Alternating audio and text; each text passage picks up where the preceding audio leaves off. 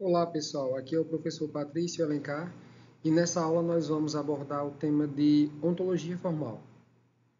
Na última aula que nós discutimos sobre soberania digital, nós vimos que a visão de leis de IA varia muito de acordo com o pensamento de cada nação. Mas esse problema não é exclusivo da legislação de IA. Esse problema reside no fato de que nossas visões de mundo, percepções de mundo são diferentes. Então isso não seria diferente com a soberania digital, que trata da identidade de um povo.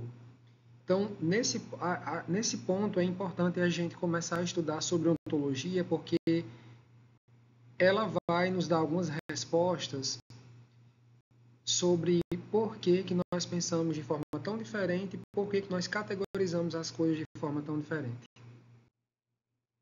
A referência principal está no livro do professor Maurício Barcelos Almeida, Ontologia em Ciência da Informação, Teoria e Método, da editora CRV, 2020.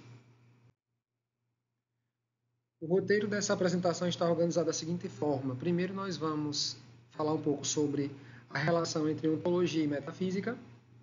Depois, nós falaremos sobre formas de expressar ou definir uma ontologia, que vem a ser a lógica e semântica para a definição de ontologias.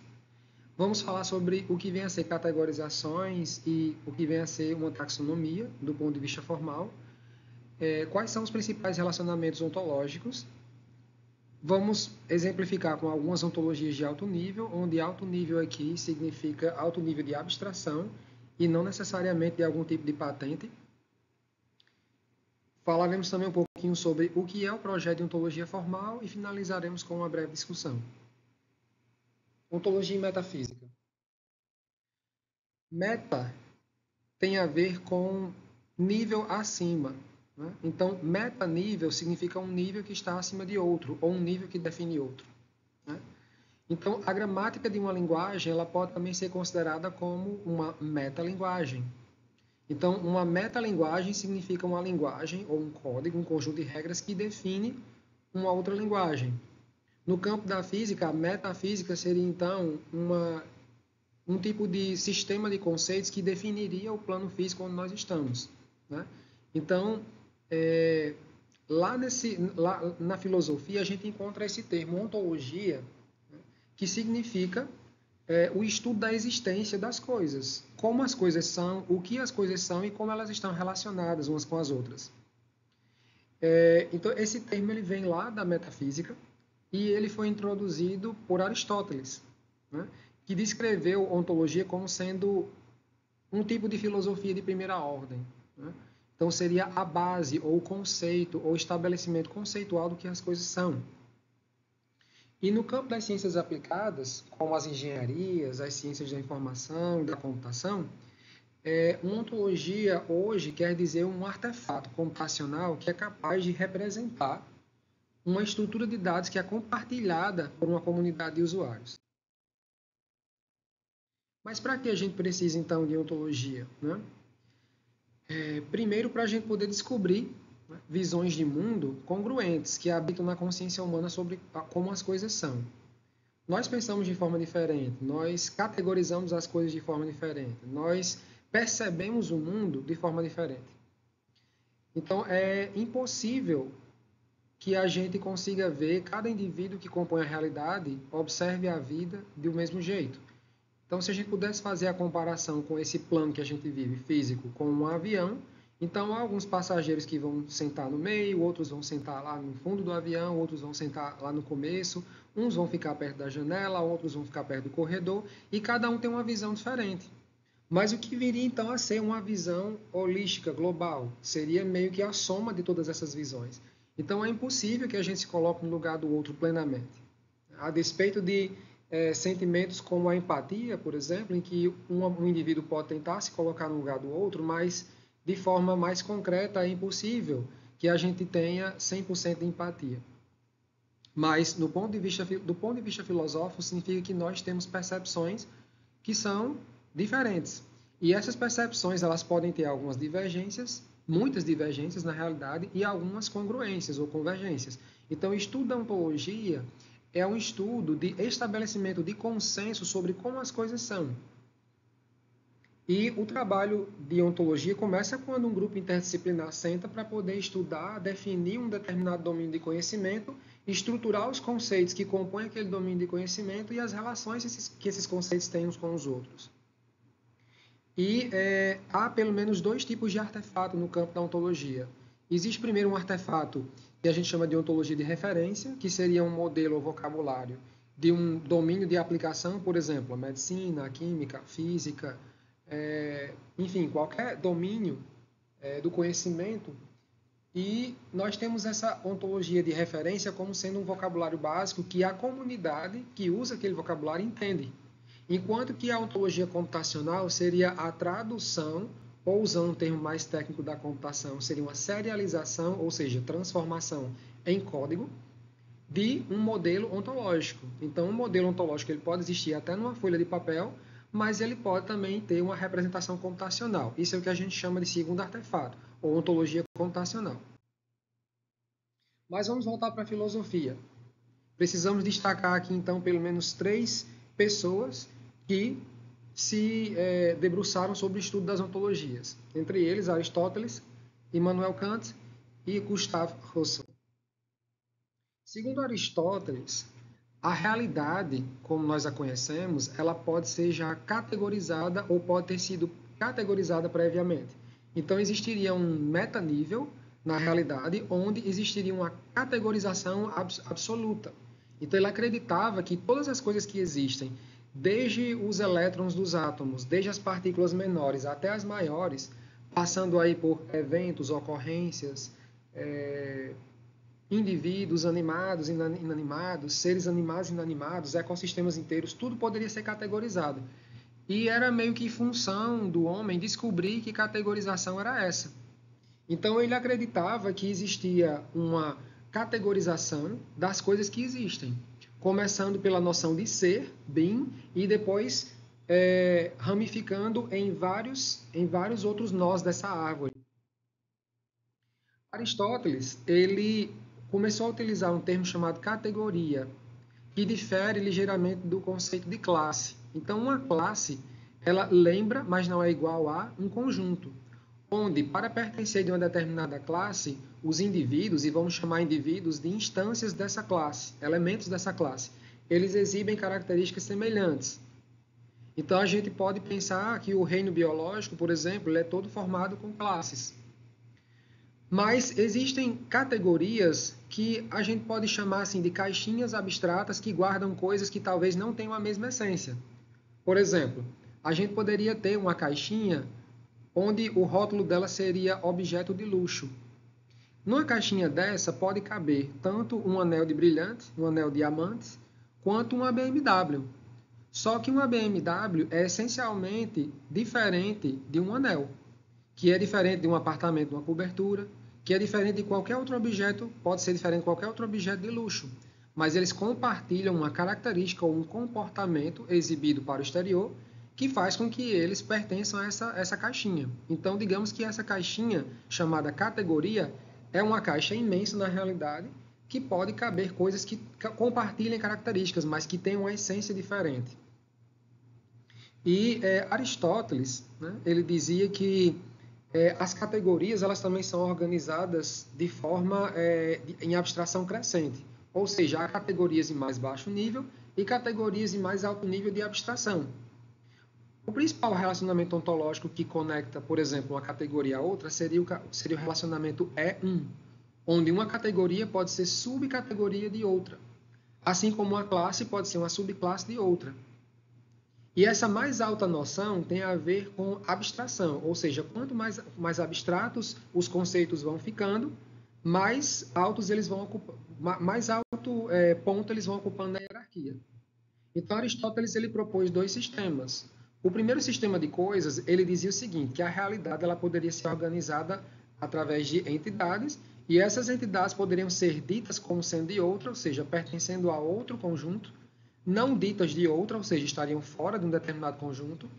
Ela poderia estar presente em outra, ou seja, aí aqui entra a dimensão do tempo, que ela não seria de outra, mas estaria presente em outra entidade, ou uma entidade ela não estaria presente em outra. Então, enquanto o é dito de, não é dito de, clamam para uma identidade do ser que é fixo, estar presente e não estar presente seria algo temporal. Ou seja, você, por exemplo, pode estar presente em um grupo de trabalho, mas você não é daquele grupo de trabalho. Né? Então, seria uma relação temporal. Enquanto que você pode ser filho de um determinado pai e uma determinada mãe. Mas isso não vai mudar. Né? Então, você é dito como sendo filho de outra pessoa e essa realidade não muda. E quando a gente combina essas proposições, então a gente vai dar origem ao sistema de categorias do primeiro sistema de Aristóteles, onde a gente poderia ter entidades ou elementos da realidade que seriam ditos de e estariam presentes em outra categoria, e aí são chamados de universais acidentais. Teríamos também entidades que seriam ditas de e não estariam presentes em outra categoria, esses daí seriam chamados de universais essenciais. Note que o nome já diz alguma coisa. Universal vem de classe, né? Universal vem de tipo. E acidental significa que ele está lá, mas ele não é de lá, né? Enquanto que os universais essenciais, eles são independentes do tempo. Entidades não ditas de e presentes em seriam particulares acidentais, onde particular aqui seria instância ou elemento. Então, existe uma diferença entre conjunto e elemento. Um conjunto pode ter múltiplos elementos. Então, se a gente puder fazer uma analogia entre conjuntos e universais, a gente pode dizer que um universal é como se fosse um conjunto, enquanto que os particulares seriam como se fossem elementos desses conjuntos. E, finalmente, nós teríamos entidades não ditas de e não presentes, que seriam substâncias primárias. Só que Aristóteles ele evoluiu para o segundo sistema de coisas. Então, ele saiu de um sistema de 4 caixinhas de abstração para um sistema de 10 caixas. Então, esse segundo sistema de Aristóteles, ele é classificado da seguinte forma. O termo aristotélico você pode ver aqui na esquerda, na primeira coluna da tabela. O primeiro começando por esti ou sia. O significado moderno mais aproximado dessa expressão seria o quê? A substância. Um exemplo de substância seria homem. Já o termo aristotélico poson denotaria quantidade. Aqui nós temos um exemplo, 5 metros. Por que 5 metros? Porque quantidade refere a coisas que são usadas para quantificar outras. Então, medidas, metros, litros, watts, são medidas que podem ser utilizadas para quantificar a realidade. E também algumas substâncias que são usadas para quantificar a realidade. Por exemplo, o ouro. Você não diz que vai comprar um ouro, você compra ouro. Você não diz que vai comprar uma água, você compra água, você vai beber água. Então, alguns líquidos como água, substâncias como ouro, metais, eles são usados para poder quantificar outras coisas. Vinho também é uma quantidade, né? Elementos da tabela periódica, medidas, né? São todos exemplos de quantidades. Energia também é uma quantidade, seja energia elétrica, seja outro tipo de energia, né? Poion seria então a qualidade, onde nós teríamos uma distinção aqui menor de qualidade extrínseca e qualidade intrínseca. Por exemplo, a cor do meu olho, ela é uma qualidade intrínseca, porque ela está configurada geneticamente. E isso não muda, não depende do que você veja. Ela é essa cor.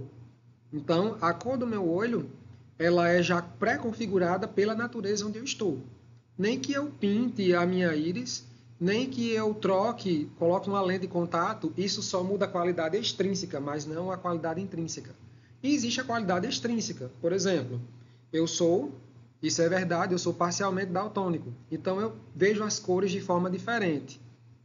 Então, para você, talvez, uma roupa ela possa parecer verde, mas para mim pode parecer azul. Então, aquela cor, aquele vestido vai ter uma cor absoluta que a maioria das pessoas consegue enxergar. Talvez ele seja de fato verde, mas para mim ele pode ser azul. Então, essa qualidade que eu atribuo àquele objeto, eu chamo de qualidade extrínseca, porque sou eu, a agente, que estou colocando no objeto de observação. E aí, então, o objeto de observação pode ser qualificado tanto intrínseca quanto extrinsecamente.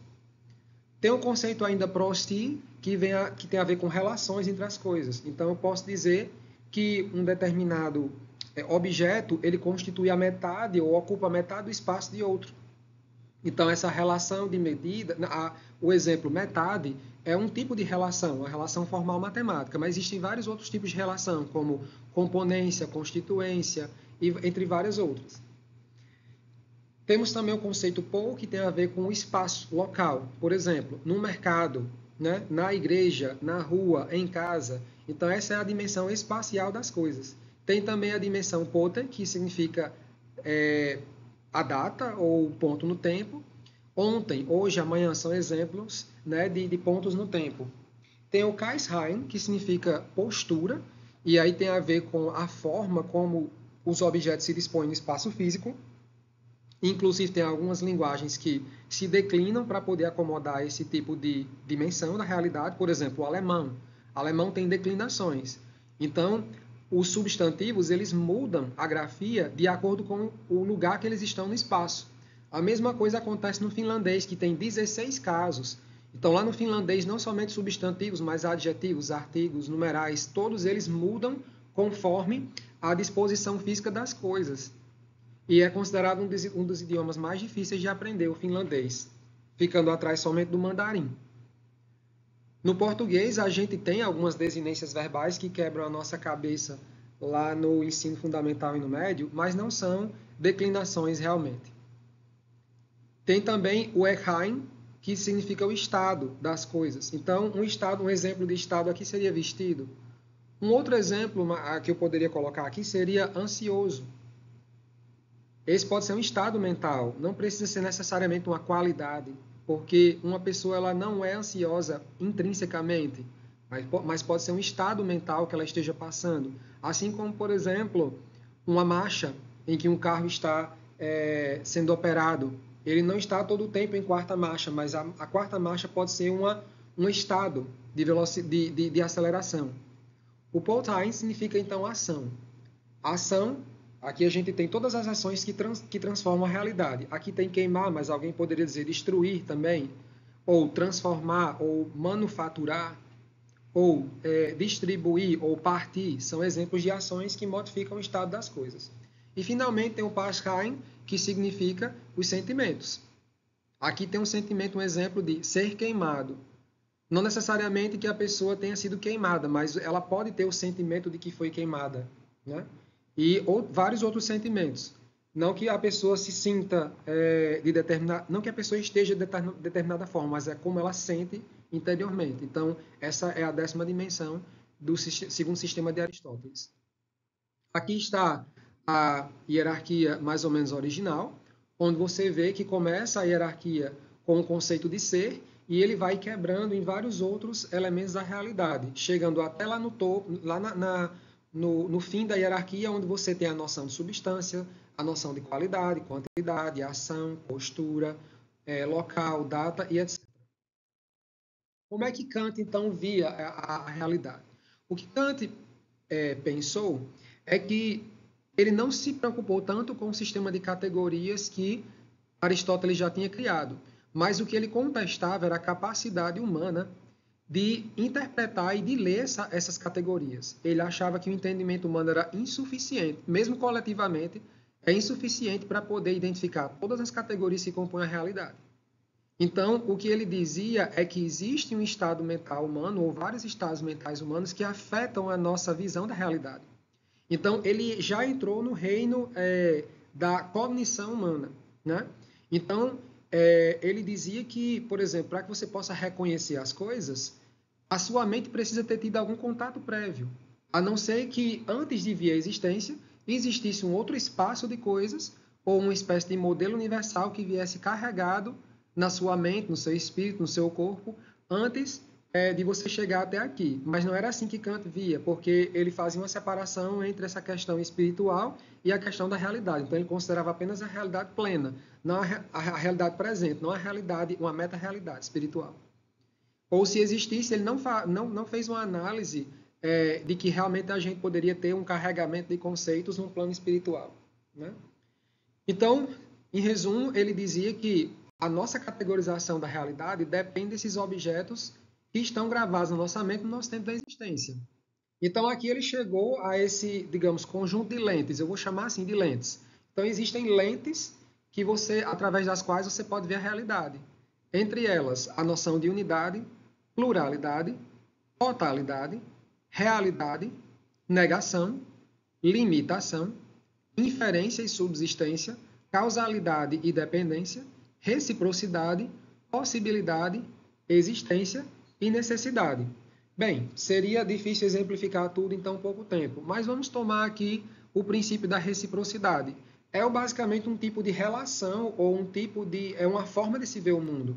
O mundo econômico, por exemplo, trabalha com base na reciprocidade, porque não existe nada dado no mundo de negócios. Se eu te ofereço um serviço, você precisa me oferecer algo de volta, seja um pagamento ou seja outro serviço de valor recíproco. Então, a noção de reciprocidade vem da economia, onde a comunicação entre agentes econômicos ela precisa estar balanceada com a permuta de objetos que têm valor equivalente. Um outro exemplo que a gente pode pegar aqui é o exemplo da necessidade. O marketing, por exemplo, ele trabalha muito com essa visão da necessidade, porque cria-se, então, ilusões de que você necessita de determinado produto. Né? Não que realmente aquele produto ele seja necessário para a sua sobrevivência, mas é criada, então, uma necessidade profunda através de propagandas, através de sensações que são passadas através da imagem, de que você finda tendo a necessidade abstrata de adquirir um determinado produto. Então, é uma espécie de lente também que você pode ver, através da qual você pode ver a realidade. E tem várias outras, né? Esse é o sistema de Kant, ou seja, ele não focou no aspecto de categorizar a realidade, mas de como você enxerga essas categorias. Nesse sentido, Kant ele estende o trabalho de Aristóteles, mas aplicando filtros na visão humana que pode estar distorcida. Já a visão husserliana o Russell ele desenvolveu a fenomenologia, e aí é um passo adiante do que Kant imaginou, né? Ou seja, ele se dedicou ao estudo dos fenômenos. E um fenômeno é uma ocorrência ou acontecimento que ele tem uma interpretação extremamente individual, né? Então, os fenômenos podem ser definidos como a forma em que as coisas surgem ou aparecem para as pessoas, em diferentes contornos da experiência consciente. Ou seja, há determinadas experiências na vida que elas são absolutamente intransferíveis. Então, o ato de amar outro ser humano, por exemplo, ele não pode ser comparável, porque somente um ser humano consegue dizer ou expressar ou sentir como ele ama outro ser humano. Do mesmo jeito, a gente tem experiências de quase morte, né, as EQMs, em que as pessoas narram eventos, as pessoas narram experiências ou visualizações que são difíceis de você comparar, porque de fato tem muito a ver com uma junção, né, de três aspectos da vida humana, que é o corpo, a mente. E quando a gente fala de mente, a gente está falando de transferência de informação via eletricidade no cérebro, e espírito, né, que seria a alma, né, da pessoa. Então, lá em Russell, ele dizia que a gente só conseguiria descrever o mundo se a gente adotasse uma perspectiva transcendental. Por quê? Há coisas que nós não conhecemos e há coisas que elas são difíceis de caracterizar. Então, a gente precisa se desacoplar um pouco da forma física que as coisas têm e tentar descrevê-la nas suas formas mais elementares. Então, assim, o termo categoria lá em Russell, ele assume outra semântica, né? O sentido é de que é uma entidade no reino das essências formais. Então, aqui está um resumo da ontologia de Russell. Primeiro, ele dizia que a realidade seria composta de fatos, e esses fatos seriam, então, as entidades concretas, ou seja, tudo que você vê no mundo real são chamados de fatos. Esses fatos são classificados tanto nos indivíduos, né, que são elementos que existem no mundo, e aqui a gente não está falando somente de pessoas ou de animais, a gente está falando de elementos do mundo físico. Esses elementos, eles podem incluir desde uma pessoa até um planeta, até um oceano, enfim, um ecossistema, tudo pode ser um indivíduo, né? E esse indivíduo ele pode estar num determinado estado, né? Então, e esse estado físico ele também pode ser alterado por eventos. Ou seja, um maremoto ele pode alterar vários indivíduos, tanto pessoas quanto cidades quanto ecossistemas. Uma queda de um asteroide também pode alterar profundamente os fatos como a gente existe e assim por diante. Existem as essências, ou seja, além dos fatos e do que você vê, existem as essências, né? Que são as entidades ideais. Ou seja, isso aqui seria a descrição pura do que as coisas são. E aqui a gente entra na parte da descrição do que vem a ser, o que vem a ser os indivíduos, o que vem a ser as espécies, as qualidades, as relações e o estado das coisas em si. Existe também, existe também dois conceitos aqui interessantes, que é a essência material e as regiões, onde essas regiões não compreendem somente regiões espaciais, mas são regiões no sentido mais amplo da palavra. Eu vou dar aqui um exemplo da consciência humana. Quem puder ler o livro do Antônio Damasio, O Mistério da Consciência, onde o médico neurologista ele fala sobre a classificação de 3 níveis de consciência da mente humana, o que ele chama de proto-self, que seria uma espécie de consciência armazenada no corpo humano e que você não tem controle sobre ela. Por exemplo, a transferência de eletricidade de um neurônio para outro, os batimentos cardíacos, o ritmo da respiração, o movimento involuntário dos pulmões também. Tudo isso faz parte do proto-self, além também da codificação genética. Então, é uma forma de configuração corporal que a gente não tem controle sobre ela, mas o corpo tem controle sobre ela. Isso é o que ele chama de proto-self. Seria uma espécie de BIOS, falando no jargão computacional, uma BIOS do corpo humano. Mas também tem a consciência central, que é a que governa o presente, e ela trata de identificar os objetos e raciocinar rapidamente sobre o que está acontecendo. E existe também a consciência ampliada, que é a consciência que armazena informações que você teve do passado, do presente e as suas imaginações sobre o futuro. Então, isso também ocupa espaço na memória. Só que essas regiões são compartilhadas. Então, nós não sabemos exatamente onde é que elas ficam no cérebro. Não existe uma partição onde o proto-self fica e ela não é disjunta, totalmente separada da consciência ampliada e da consciência central. Mas sabemos hoje, através da neurociência, de que algumas áreas são ativadas. E isso depende muito dos processos que são realizados, a situação corrente. Há algumas patologias, inclusive, que afetam somente a memória ampliada, somente a consciência ampliada. Há algumas patologias que afetam somente a consciência central e há algumas que afetam o proto-self, né? Como, por exemplo, as doenças autoimunes que alteram o proto-self, alteram a configuração do corpo. Mas, em termos de espaços, então são espaços compartilhados, porque a estrutura neuronal humana ela é paralela, ela é extremamente interconectada e é difícil separar ou praticamente impossível de separar esses circuitos, porque são circuitos compartilhados, né? Então, assim, ele entra nessa parte, né, da questão da consciência. Claro, ele não entrou em detalhes aqui, esse foi um exemplo que eu dei da neurociência moderna e lá do Antônio Damasio. Mas também tem outras regiões, por exemplo, o espírito, né? Ele também faz parte dessas regiões, né, abstratas e que pode ser considerado uma região do ser humano, né? E, finalmente, ele também dizia que a realidade ela era composta de significado ou sentido, né? Onde a gente teria aqui o sentido dos indivíduos, os sentidos predicados de espécies, qualidades e as proposições, onde a proposição é uma afirmação lógica que se faz da realidade.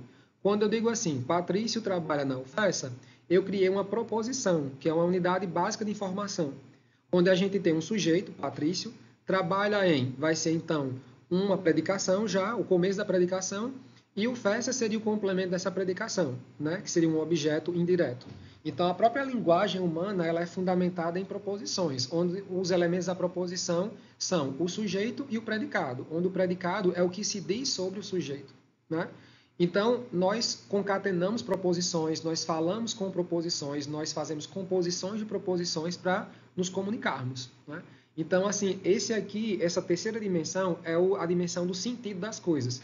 Então, em resumo, para Russell, existiam as entidades concretas, existiam as entidades ideais, que seriam tipo a forma das coisas, e existia também o significado que as coisas têm. Era assim que ele via a realidade, né?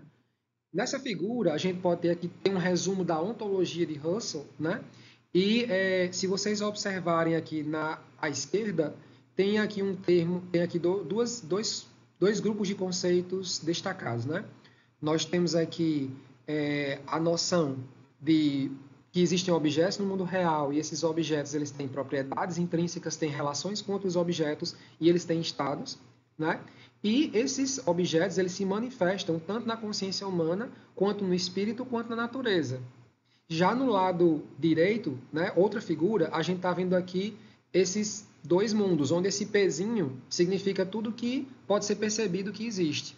Lá em cima nós temos um conjunto, né, que ele traz essa noção de objetos, propriedades, expressões formais, ou seja, a especificação da realidade, especificação matemática e lógica da realidade, ela existe aí nesse plano.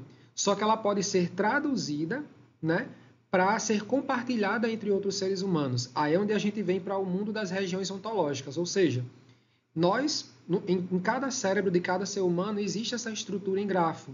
Nós percebemos os objetos, nós percebemos as relações e propriedades que esses objetos têm, nós percebemos as relações que eles têm com outras coisas do mundo, mas isso é na mente de cada pessoa. Agora, para que isso possa ser traduzido como conhecimento ontológico, precisa ser compartilhado. E aí é onde vem esse segundo, essa parte de baixo da figura, onde você tem aí vários submundos, né? Natureza, cultura, consciência. Então, quando a gente traz a nossa percepção de mundo para a mesa e a gente compartilha isso de alguma forma simbólica com os nossos semelhantes, então a gente começa a entrar em consenso sobre o que a realidade é. E aí começa a nascer o que a gente chama de ontologia, que é uma visão compartilhada do que as coisas são e de como elas estão relacionadas no mundo. Né? Então, aqui, ainda na ontologia de Russell, ele dizia o quê? Que existia o mundo estático físico, composto de atores, espaço e coisas.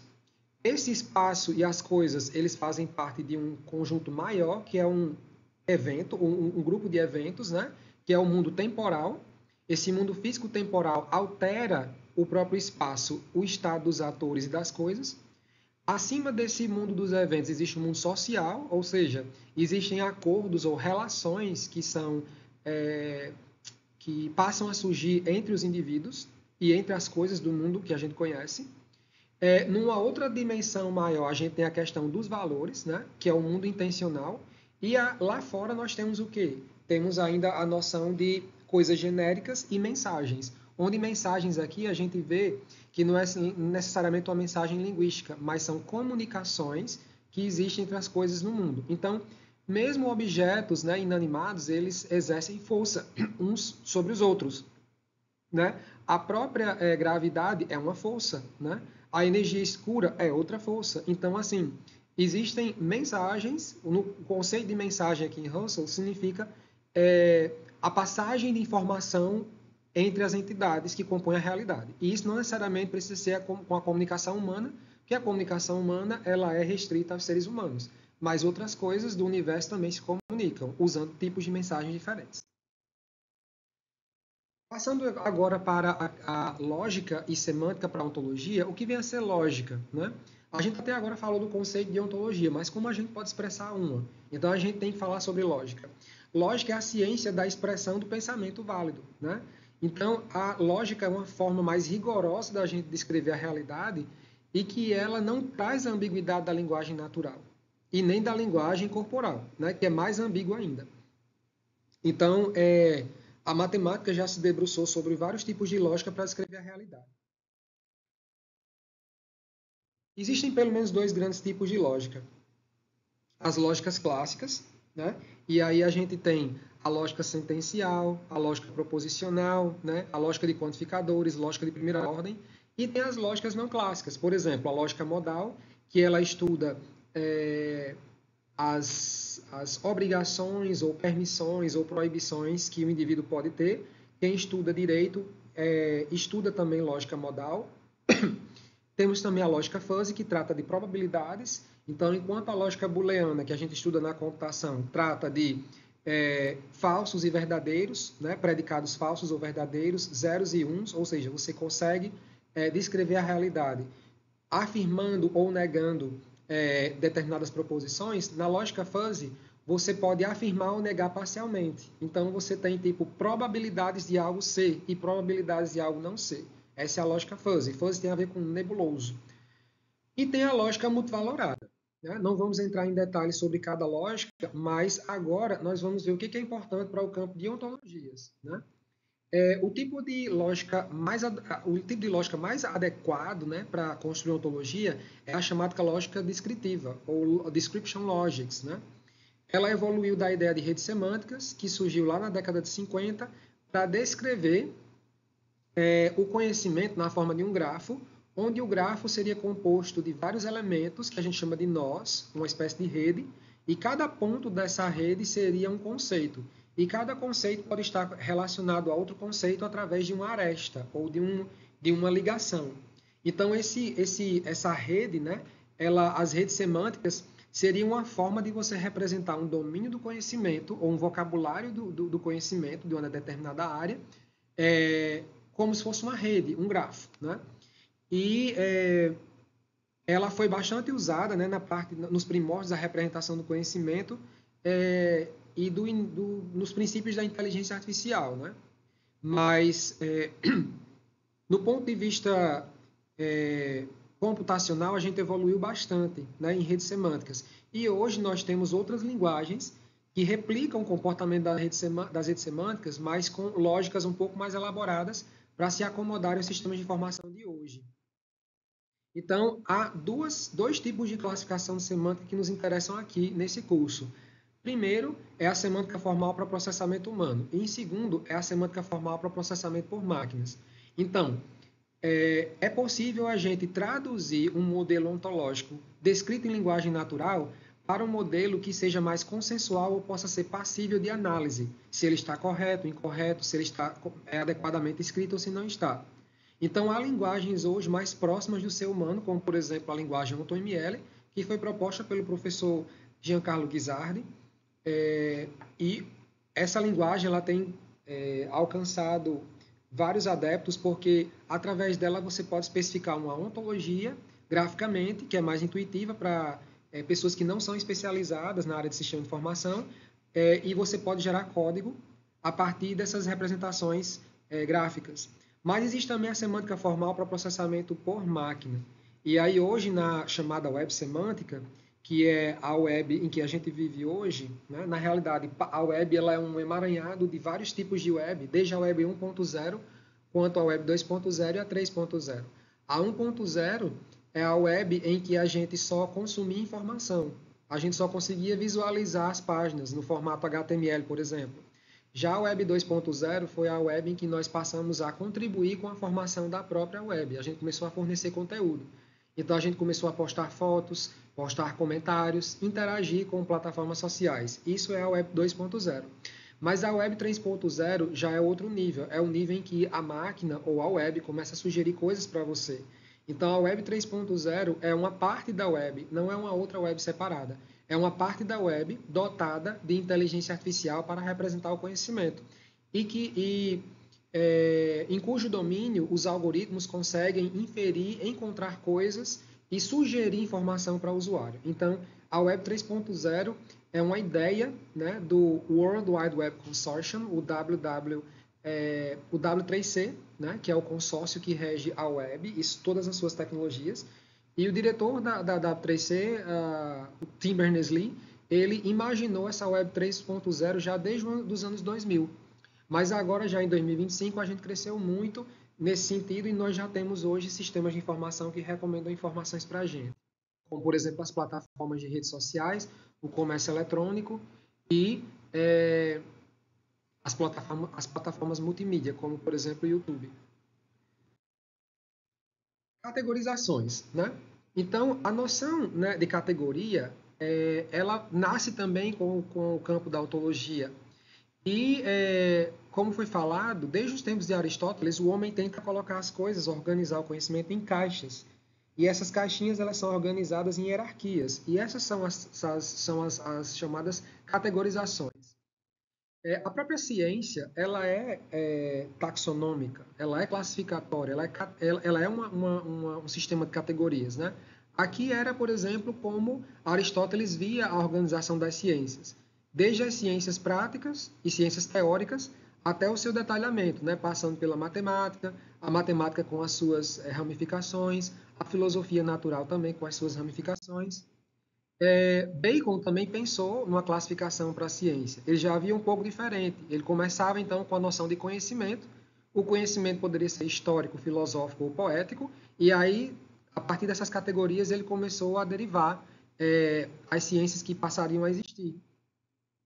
E o Wills, ele também viu, né, uma outra classificação. Eu acho até bem homogênea, ela bem simétrica, né, a classificação de Wills, onde você teria no topo o conceito de ciência, e essas ciências seriam classificadas em dedutivas, indutivas e classificatórias. Por exemplo, a anatomia é um tipo de ciência organizacional que é classificatória e que é uma ciência. Já, por exemplo, a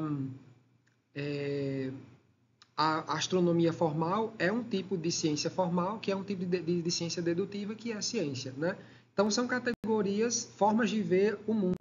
Então, a própria ciência, ela é categorizável ou classificável. Mas agora vamos falar de outros relacionamentos ontológicos. Um dos principais relacionamentos para que a gente possa criar as taxonomias, né, é o relacionamento E1, onde a gente cria a noção de hierarquias ou de transferência da informação. Então, nesse exemplo aqui à direita, você tem, por exemplo, o conceito pessoa, e aqui a gente cria uma derivação simples, onde pessoa pode ser um metanível ou um supertipo de outros dois tipos de pessoa, pessoa física e pessoa jurídica. Já a pessoa jurídica tem seus outros tipos, que são sociedade limitada, sociedade anônima, etc. Então, cada filho, ele pertence à sua classe mãe, que pertence à sua classe avó, que pertence à sua classe bisavó e assim por diante. Então, todos os elementos abaixo, eles são um ou é um, cada elemento é um tipo de um supertipo acima. Né? Então, essa é a noção do é um. E essa passagem, né, essa transferência de informação, ela acontece tanto no plano natural quanto no plano abstrato. Por exemplo, a gente pode criar, nós temos a noção de herança biológica, né, que faz, então, a natureza funcionar. E gera, né, a natureza geracional, né? Mas nós também temos a matemática com suas estruturas. Então, a gente pode criar a partir de conjuntos mais genéricos, como o conjunto dos números naturais, conjunto dos números reais. A gente pode criar alguns axiomas descritivos, né, que a gente estuda lá em teoria de conjuntos. E a gente faz o quê? Nós fazemos uma formulação de um conjunto de forma que a gente cria outros subconjuntos a partir de conjuntos mais genéricos. Então, ocorre uma transferência de informação ou de atributos do conjunto mais genérico para o conjunto mais específico. Né? Então, esse relacionamento E1 ele está presente tanto nas estruturas concretas, físicas, quanto nas abstratas, como as estruturas matemáticas. Né? E há outros relacionamentos. Esses relacionamentos, o relacionamento E1, ele também é visto no mundo digital. Né? Pense no exemplo, as redes sociais. Né? Lá nesse ambiente, você pode pertencer a várias categorias. Por exemplo, você pode pertencer à classe dos funcionários de uma universidade XYZ. Né? Para quem é usuário do LinkedIn, por exemplo, é possível saber quem são os funcionários de uma empresa porque é a primeira informação que a gente coloca. Classe de pessoas que seguem influencer ABC. Né? É outro tipo de classificação também, porque você finda fazendo parte de um conjunto de pessoas que segue aquele influencer. Classe de pessoas que gostam de gênero musical R&B. Né? Então, é outro tipo de classificação que você pode ter lá nas plataformas digitais. E há outros relacionamentos, né? No mundo digital, esses relacionamentos ontológicos, eles assumem uma forma digital também. Então, atos como, por exemplo, compartilhar conteúdo, curtir um conteúdo, gostar, não gostar, comentar, se conectar, são exemplos de relacionamentos ontológicos mais no mundo digital, né? Por exemplo, indivíduo A pode compartilhar um conteúdo C com o indivíduo B. Indivíduo A gostou, liked, foto F postada por indivíduo B. Então, é outro o quê? É um predicado, né? Nós temos aí um sujeito, uma ação e uma ação predicativa, né? Então, a quantas classes você pertence no mundo das redes sociais? Existem outros relacionamentos ontológicos que também já foram estudados na filosofia, como, por exemplo, componência, constituência, temporalidade, espaço, causa, efeito, qualificação, quantificação, dependência histórica e vários outros. Então, esses relacionamentos não surgiram no mundo digital, eles já surgiram desde a época de Aristóteles. Mas agora, tentando materializar isso na web, em que a gente vive, porque a web é um grafo de conhecimento, né? Façamos aqui, então, uma separação muito clara do que vem a ser internet e web. Enquanto internet é a estrutura física de equipamentos de armazenamento e processamento da informação e de meios de transferência, né, formas de transferência da informação, a gente tem a web como sendo um sistema lógico que habita na internet. Então, a internet está para o hardware, assim como a web está para o software. Imagine se cada coisinha, né, já que estamos falando num grafo, que ontologia é um grafo, então imagine se cada coisa na web tivesse um identificador único. Por exemplo, um perfil de uma rede social tem um endereço único que ninguém tem, só aquele recurso vai ter. Um vídeo postado vai ter um endereço único, um identificador, uma foto. Bem, isso existe. Isso é a noção de URI, que significa Uniform Resource Identifier, ou identificador de recurso unificado, uniforme. Porque tudo na web é um recurso. Tudo que tem um formato digital é um recurso. Fotos, vídeos, plataformas inteiras, serviços, sistemas, tudo isso é exemplo de coisa digital. E essas coisas digitais são recursos. Mas e se a gente pudesse, digamos, achar esses recursos na web fisicamente? Então, aí vem a noção de URL, né? Porque uma URL é uma URI que pode estar, que tem um lugar físico para ficar. Então, se um vídeo ele tem uma URI, mas ele é guardado em um servidor e esse vídeo pode ser acessado via web, então passamos então a ter uma URL, que é um localizador de recurso universal. Então, o endereço na web de uma página, o endereço de um vídeo, esses links todos, eles são URLs, né? Que é um endereço único para localizar um determinado recurso, né? Se essas relações todas, né, na web pudessem ser codificadas? Então, bem, a resposta é que isso já existe desde 2001 com a proposta da Web Semântica, que é a Web 3.0, né? Então, por trás da informação que você vê, existe a informação que você não vê. Então, enquanto que as páginas hoje exibem conteúdo em tecnologias de exibição de dados, como a linguagem HTML, existem outras linguagens que servem para estruturar o sentido das coisas. HTML não foi feita para isso. HTML foi criada para poder mostrar um texto numa determinada cor, numa determinada fonte, colocar uma figura em determinado lugar. Então, é uma linguagem gráfica para mostrar o conteúdo. Mas por trás do HTML nós temos outras tecnologias, como XML, e em cima de XML veio a noção de RDF, que é para conectar os dados abertos. E temos também a OWL, que é a Web Ontology Language, que é uma linguagem de máquina criada para especificar ontologias. Ou seja, existem redes de coisas, as pessoas nas redes sociais, o comércio eletrônico, né? Ele consegue fazer deduções e inferências sobre o que as pessoas possam gostar, livros que as pessoas gostariam de comprar, produtos em geral, vídeos que você gostaria de ouvir, graças à web semântica. E nós precisamos também falar aqui um pouquinho sobre e se alguém já pensou em categorizar as coisas na web, né? Então, isso já foi feito. São as chamadas ontologias de alto nível. Há algumas, mas as mais famosas, que têm inclusive representação computacional, são a Basic Formal Ontology, e aí nós temos aqui um modelo conceitual gráfico, mas esse mesmo modelo conceitual gráfico, ele também existe na forma de código e que pode ser embutido nas aplicações, nos sistemas da internet. Então, de acordo com a Basic Form Ontology, o conceito mais abstrato é o conceito de entidade. Essas entidades, elas podem ser, por exemplo, continuantes e ocorrentes. Lá embaixo você tem algumas noções mais concretas, como, por exemplo, a noção de site, a noção de coisas que têm uma dimensão, duas dimensões, três dimensões. Nós temos também a noção de qualidades relacionais, papéis, disposições, regiões espaciais e temporais e processos. Uma outra proposta foi dada pelo professor Giancarlo Guizzardi, que é a Unified Foundational Ontology, ou UFO. Então, de acordo com o trabalho dele, que é uma tese de doutorado publicada em 2015 pela Universidade de Twente, a realidade ela pode ser organizada assim. Então, o conceito mais abstrato é o conceito de coisa, thing, e aí então a hierarquia, a taxonomia, ela se divide em dois grandes grupos: os grupos dos tipos e dos indivíduos, onde os tipos são classes, e indivíduos são instâncias dessas classes. Lá embaixo você tem alguns conceitos que a gente vai estudar no tutorial posterior sobre essa linguagem que vai ser utilizada nesse curso, a linguagem OntoML, que é uma linguagem que foi feita com base nessa ontologia, para especificar ontologias de forma gráfica. Alguns conceitos dessa linguagem são a noção de tipo, subtipo, fases, papéis, categorias, mistura de fases, mistura de papéis, mixin, que é uma mistura de categorias, qualidades espaciais, qualidades temporais também. Finalmente, sobre o projeto de ontologia formal. Bem, do ponto de vista de sistemas de informação, há vários tipos de metodologias para construir ontologias formais.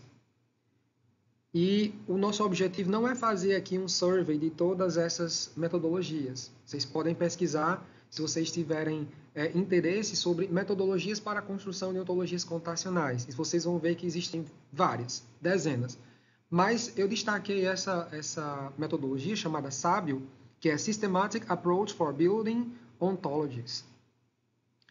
Proposta nesse artigo, Systematic Approach for Building Ontologies.